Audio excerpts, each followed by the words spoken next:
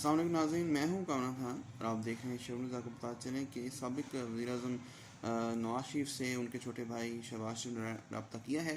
اپنی والدہ کی تدفین کے حوالے سے، ان کی میت کے پاکستان واپسی کے حوالے سے اور پیرول پر رہائی کے حوالے سے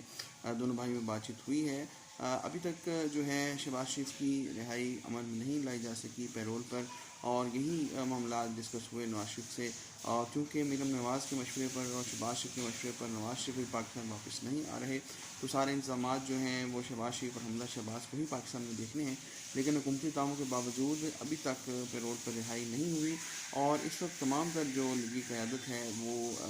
پی ڈی ایم کے جلسوں میں بھی مصروف ہے، اور شریف خاندان کے اس سانحے پر جو ابھی انتظامات ہونے ہیں اور جو تمام تر رسومات ادا کی جانی ہیں